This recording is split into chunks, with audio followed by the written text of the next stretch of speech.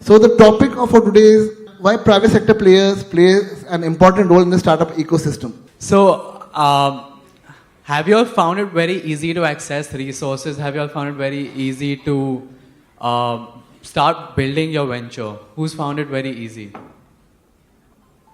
And how many of you have found various difficulties to get access to capital, get access to mentorship, or various other things you need? So what we're going to discuss over here, and that's why it's quite important, is how do we make this much easier for each one of you over here. So let's just dive straight in and understand what exactly consists of a startup ecosystem and what is the current state, considering we're talking about Mumbai over here, of Mumbai's startup ecosystem. So I just ask to start from Romil. What are different types of startup ecosystem enablers in Mumbai or anywhere else, and who all are there? They would be the best people to help you out to understand out there. So anywhere in our startup journey, we have 3 basic stages. So I'll take some time if you don't mind. So there are 3 stages which are there. We are on an idea stage, we are on a launch stage, and we are on a growth stage. So that's how our journey starts. So in each of these stage, we in India, we have already grown with lot of ecosystem players. So when you are on an idea stage, there are players where what you say is inspiring players who are like the talks like TED Talks and Josh. These are some inspiring events which we need to see.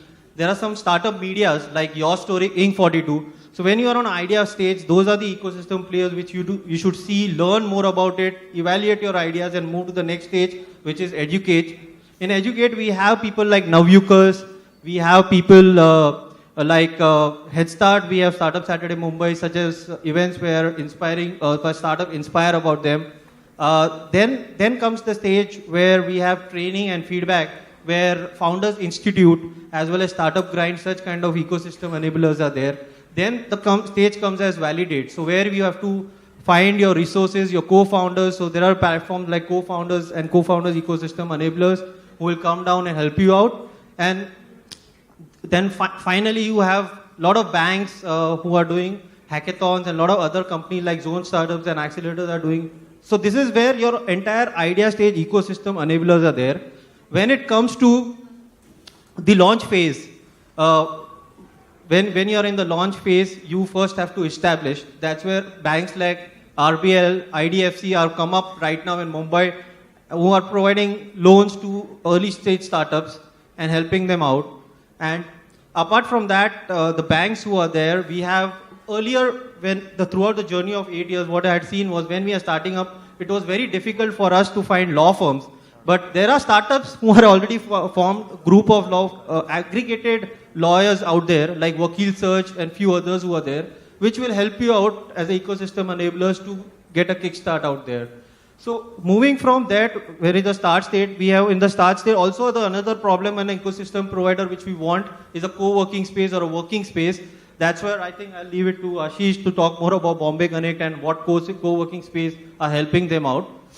Moving from your start stage, you have to move to the develop stage, where we always find what are the people, who are the ecosystem enablers. So those are all our CA firms as well as HR services. So in Mumbai, we have someone called as Sutra HR. There are a few more others like that who are helping out early stage startup to find your prospective candidates and all. We have Headstart hires and all. There are taxation services who are helping you out, those people out there. And then there is one more part which comes in the development is prepare for seed. So I think Dhruv will help and discuss more about the Nasscomm 10,000 program, which help you out. And we also have a partner out here which talks about the entrepreneurs, which have advanced mentors who help you out to grow to the next stage out there. So these are few ecosystem enablers in a launch stage. So once you have developed it, you go to a launch stage where we have accelerators. So we have few people from accelerator programs out here who will talk about how they contribute towards the ecosystem. So this is more about launch phase. And then we have, after the acceleration program which you go, there are a lot of people like Thai Mumbai who have a smash up event. And we also have this Navayuvak where you have a pitch day right now where you come down and do a demo and pitch day. So then finally you move to a growth stage. So growth stage is where you need recognition. So there are events which are happening across Mumbai by ecosystem enablers who help you connect with the investors.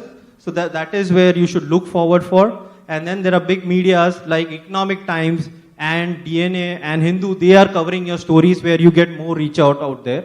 Then we have fundings where we have angel investors, we have VCs who will help you out in that. And then finally in a growth stage where you need some IT hubs when you grow to a stage where you have reached a level of more than 10,000, 15,000 employees and you want to expand, we need some infrastructure. So there are a lot of infrastructure providers and growth accelerator program. And in this whole vicinity of these three stages, there are key players like evangelists who help you out. You should feel free to find them, connect them. They're most welcome to help you out. Then there is government who is trying to bring in the picture and help you out. And finally, there are talents like you. There are IT companies as well as the people, the universities and management institutes who are trying to help them out. So this is whole gist of how the ecosystem is developed. And finally, the global resources like we have Celia out here. There are many more who are coming down to India as well as Mumbai and trying to bring this ecosystem actually. So that's how the whole thing is comprised of. I think I'll leave to others now to speak. Yeah, Dhruv. Thanks, Romil, for listing down all the players, which is actually in Indian startup ecosystem. Of course, Bombay is always there. So, see, the point is we have ecosystem players, we have co-working spaces, we have accelerators, we have industry coming in, we have big VCs sitting here, investing in startup. They are also running the growth accelerators. Idea is, actually, these guys are helping startups on a granular organic level? Now, question number one. For example, we have so many co-working spaces. When 4 years back when 91 Springboard started their venture in India, it was a disruption in this space at that point of time. Forget about startup as an individual. If I need to work, if I want to spend some time in a cool environment, need a free internet, and obviously I have to pay some 300, 400 rupees per an hour or per 2 hours. That was there. Now there are so many co-working space in the country, let's say it country. And people are using it, startups go to co-working spaces. One problem is solved. You get a cool space. You get to work with the fellow entrepreneurs, which is altogether leads to a different dimension, right? If I am working on an IoT startup and he's working on some banking solution, so I'll figure out how I can provide my IoT solution to his banking financial services solutions. Now, what value ecosystem players are giving to startups? So I would say accelerators coming up, programs running up. The corporates who have started their own programs focused on one vertical, focused on, for example, Philips. They started their accelerator, which is completely focused on healthcare, and they are targeting complete healthcare sector startups, and actually they are giving value to them. They'll nurture your product, they'll take you to a certain stage, one prototype stage, and then they'll put their technical and business experts on board, and they'll help you complete nurture program. And then taking them to your, say, clientele and all that is altogether a different thing that comes in a later stage. But the idea is, the point I'm trying to make it, instead of targeting ad hoc to every domain, every startup, let's target focus sectors. Let's pick up 100 startups in India. Let's pick up 20 startups in Bombay and request all VCs or top accelerators, zone startups, Navayuvak, Headstart, of course, to concentrate to help them get the value out of industry, get the value out of VC, get a value out of government, which I guess Abhishek will cover. So it's all about the intent, because they are trying to solve an innovation problem, which these guys are facing. Ecosystem players should have a knowledge to actually articulate a particular startup, particular problem. We have invested in e-commerce, aggregators, we have invested in everything, and we got an easy ROI because we understood that. And this is the investors' say, it's not my say. People, investors or accelerators don't understand what is IoT, what is AI. AI is not only robotics, it's very vast. You can do tons of things. You can solve billions, trillions of problems by using just AI. Business is for the startups, but your intent should to support them. You give them a network, you get them connected to good industry experts, you get them good VCs and good mentors. That is all important. That is actually the role which we guys play. So, adding on to that, so Ashish, you've been involved in the startup ecosystem in Mumbai since a very long time, right? Bombay Connect was one of the first co-working spaces. So, adding on to all of this, what do you think is currently the state of Mumbai's ecosystem and what's missing? What is the startup ecosystem in Mumbai like and what's missing? I think Mumbai as a city is not a startup friendly city. Do you guys agree with me? Yes. Why do you say that? Real estate. Well, luckily if you're a digital startup, it doesn't matter that much, right? But the Mumbai is not a very startup city, very startup friendly city. Bangalore is, despite the traffic, number one, as we all know. Gurgaon, real estate is good. So it takes that much more effort for us to stay in Mumbai, right? To remain Mumbaikars and kind of fight through the problems and persevere and still build our businesses. So that's where I think the ecosystem becomes much more important. And you know, I've been to a lot of startup Saturdays and I've been to a lot of Nasscomm events. We run a lot of our events ourselves. I've been to a lot of the other co-working spaces and various other things that go on in Mumbai. And I think one of the problems, and I kind of agree with Dhruv here, I think that's the point he was trying to make, is there's also a lot of noise. In Mumbai, you could probably eat breakfast, lunch and dinner at an event every single day of the week for free because there's so many events going on, right? So there's a lot of noise and it's very difficult to differentiate between the substance and the noise. And that's where I think we as an ecosystem need to mature because Mumbai is an expensive city. It is a difficult city. It's not a city where you can get hold of people that easily or distances are large. There's a lot of issues, but it does have that entrepreneurial spirit, right? It's not the financial capital of India for no reason. And I think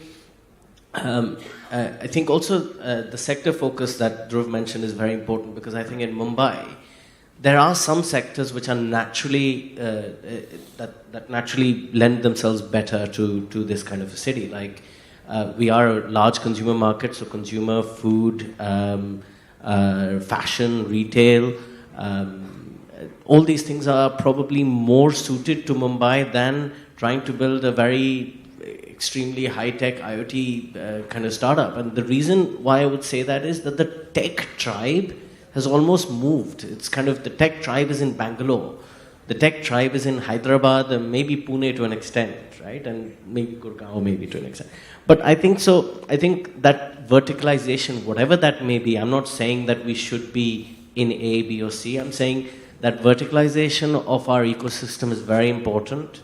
I think we need to create more specialized programs or focus on some specialized areas. And I don't know if you guys agree with me on that.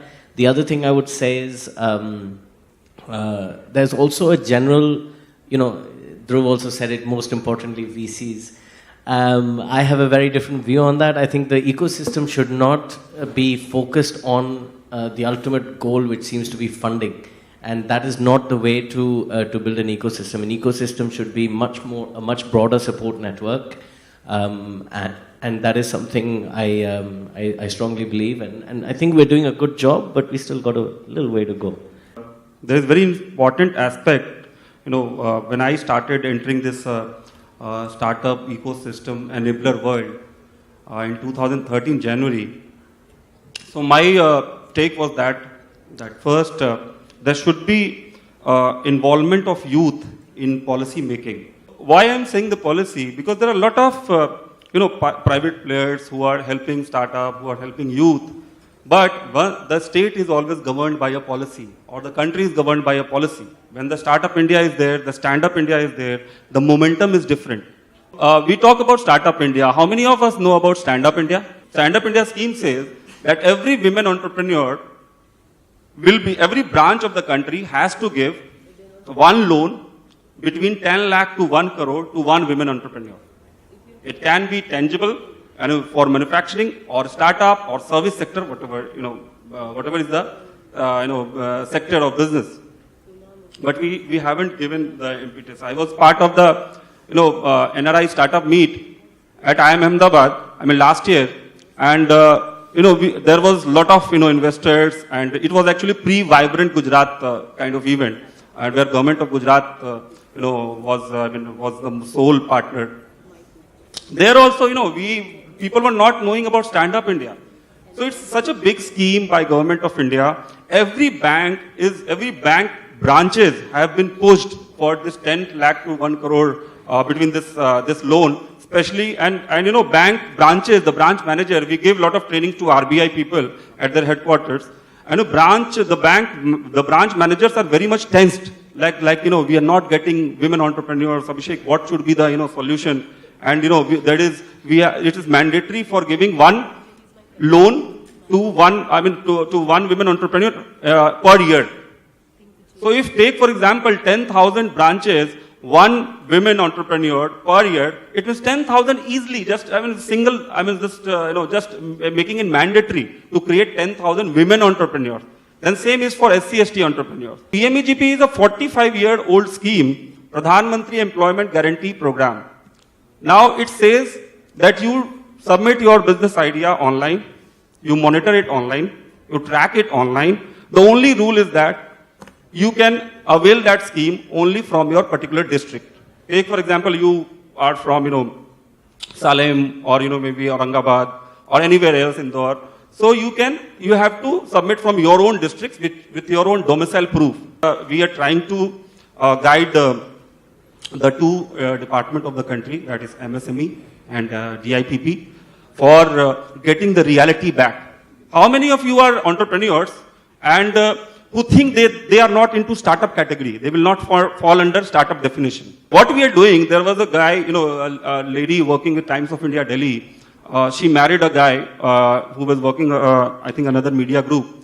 There are a lot of people in the ecosystem who can convert the existing manufacturers or the conventional business, we say rather, conventional business into startups. And you can avail the benefit of conventional business as well as from the, the startup India or startup Maharashtra or startup different state or startup policy of different states. So that's from my side. And one more thing, I came here because when I talked to Gaurav, last year in Delhi, so I wanted that, Maharashtra sharing the, 50% of the GDP of the country. The youth of this state or, Mumbai, Pune and all, they should be much more contributive to the, policy which government of India makes or government of Maharashtra makes. Because ultimately, look, there will be one wrong policy or wrong, statement in the policy. 5 years we have to follow that. And the state will be missing that, complete thing. We have seen. I was part of the 2011 policy, state industry policy of Bihar. And I was not that empowered that time. I was just making the PPT and, changing the numbers, digit, entry tax and all. And, I have seen 5 years a state missed out. So this is a request to you all. True. That's some really important points that you mentioned over there, Abhishek. Experience. What are the best startup ecosystems you've personally been a part of or seen, and what made them that way? Gosh, that's not necessarily an easy question, and I think there's the danger that we try to replicate a global model that's successful somewhere else, and anyone who's ever looked at exporting a product will know that you can't necessarily market it in the same way in a different country as you might do in the place that it originates in. So I think, although we have seen, successful models elsewhere, and Silicon Valley, I guess, is the absolute epitome, I don't actually have personal experience of what's happening in Tel Aviv at the moment, but I see the results that are coming out of there. And that really is staggering, what they're achieving. That demonstrates to me that it's not about having that huge population and from, billions of people, 1 or 2 geniuses emerge, as much as it is about nurturing the talent that you have to develop that and support that to ultimately become the successful startup that we're ultimately looking for. What I find quite sad, really, is still, despite all this work that we've been doing, the statistic that suggests the number of businesses that last beyond those first 5 years. And throwing out a ballpark, you know, we're roughly talking about 90% of startups not being around 5 years down the line. And an awful lot can be done to actually reduce that risk element. We've talked here, I think when we're measuring what a good startup is, we're dividing that into 3 different categories which sort of further break down, and I'm not going to bore you with statistics here, but basically, and I mentioned it earlier, you know, we're looking at the infrastructure, the resources, and the attitudes. And I think we've talked about the infrastructure, and the resources are becoming increasingly available. One thing which we can all do to instantly improve the success rate of our ecosystems is to really look at upgrading our attitudes. And, you know, mindset with the global brainstorm, that's my area of expertise. So before I'm too rude, I'm going to stop and ask, there's quite a lot of entrepreneurs in the audience, there's quite a lot of aspiring entrepreneurs in the audience. Have we got anybody in the audience who's the partner of an entrepreneur, or the parent of an entrepreneur, or the friend of an entrepreneur? Is anyone here supporting an entrepreneur today? Exactly. Now, our closest friends and family, who in theory are our greatest supporters, can often be our biggest hinderers. And I'm saying this as a way to help you guard against some of the negative feedback that you might get from very close at home. Now, why does this happen? This happens because people care about us, and they perceive that we're taking a big risk. Now, in my case, I'm on a mission that's bigger than me. So you can't actually stop me because it's not myself that's driving me, if you can understand where I'm coming from. It's something much bigger than me. But what I've encountered personally, and what I know a lot of people encounter, is that naysayer, that person that's sort of like, well, what are you doing? Well, is this making you happy? Well, you're going to lose a load of money. You know, this is such a risk. You know, take the conventional route. Be a doctor, be a lawyer. You've got a good brain on your shoulders. And so I'm telling you that to be aware that you will hear that voice at some point. And that's your chance to really start to educate people about this can-do attitude that we need. And we need it right the way through. We can't ever see somebody else's vision. We're not inside their heads. We haven't got their imagination. So our job as supporters of entrepreneurs is to really help them better understand their own vision, rather than to challenge and stop and hinder and show them all the potential problems. So that's one attitude shift that we can encourage in other people, simply by ignoring them. Let them tell you no, but don't listen, would be my first point. And secondly, that can-do attitude is really what this is all about, taking that approach that if there's a problem, that is an opportunity to improve something. That's not necessarily a barrier to success. And that comes by making policymakers aware of what they could be doing to make things easier for us. Making the co-working spaces, the colleges, the investors even, the wider infrastructure and resources within the ecosystem aware of anything that you're not getting that you feel that you need. Be open, be transparent. That's where Silicon Valley, as I said, really succeeds. Nobody keeps their Rolodexes, you know, their contact databases close to their chests. That big difference that we're going through right now between what certainly we've historically called the baby boomer mindset, i.e. the generation that emerged after the Second World War, the babies that were born straight after the Second World War, versus that millennium mindset, which is, you know, that sharing of everything that's going on at the moment. Historically, we used to protect our knowledge. Knowledge is power. Where the big attitude shift comes is when we really start to trust people with the sharing of our ideas, and empower people with the sharing of our contacts. So that's where I think the attitude of an ecosystem can dramatically improve very quickly with very little investment and simply a mindset shift. True. Thank you, Celia.